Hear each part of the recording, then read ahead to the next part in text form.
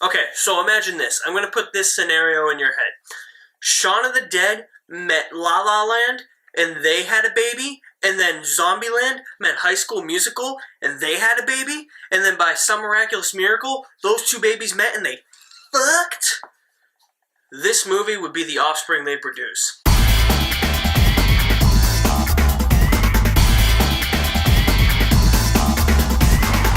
Anna and the Apocalypse is a zombie Christmas musical. That should be the selling point for this movie right here. About a young girl named Anna, played by Ella Hunt, who goes to school. She wants to travel the world. She wants to get out of her small town. She wants to get away from her father. A zombie apocalypse happens, and she and her friends have to survive the night by slashing, fighting, bashing their brains in, to get to their loved ones and save their lives. Anna and the Apocalypse is a highly anticipated movie for me. This is in a limited release right now. It's actually not playing anywhere in Boston, despite Boston being a huge city.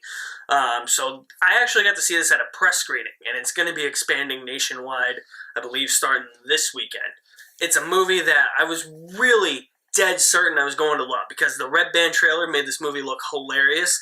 I was watching some of the music videos for the songs that were on the soundtrack that they released about a week ago. And it just got me pumped for this movie, but I walked out of this slightly disappointed. I didn't hate this movie. I only liked it. It's a movie that I wanted to love. And why I only liked it, I'll get into that. But first, what I want to start with is the positives. Ella Hunt.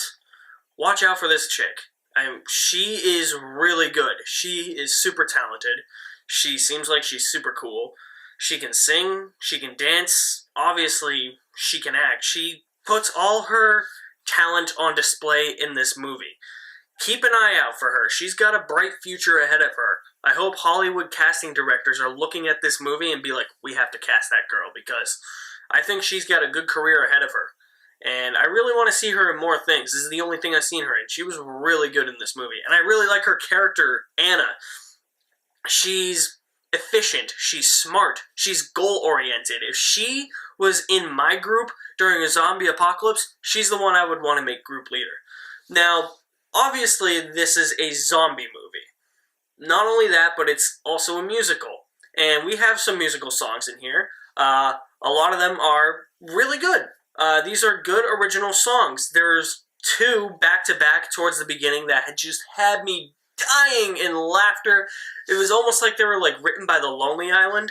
They were hilarious. I was laughing my ass off during those songs, and the songs were just a joy. They were really fun. They were really fun to listen to. They added to the movie.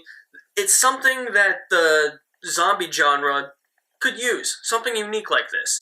Even though this isn't a groundbreaking movie, it's not anything particularly original. I mean, having a musical zombie movie is original, but at the same time, it still plays off some of the genre cliches, but it does it to a T, and it does it very well. But I mean, these musical numbers are really fun. Hollywood Ending is like the most cheesy pop song you'll ever hear, but it's also the cheesiest pop song that'll be stuck in your head forever. That's a really great song. My personal favorite, which I think is the best one, Soldier at War. It's a song about killing zombies. It's awesome. And it's so upbeat, it's got that hard rock vibe to it. That's the type of music I like, and I love that about this movie. What I really liked about the first half of this movie is that it didn't take itself too seriously. It committed to that premise that it was a zombie musical. It committed to the fact that this movie took place at Christmas. And it made for a really entertaining, energetic, lively first half of the movie.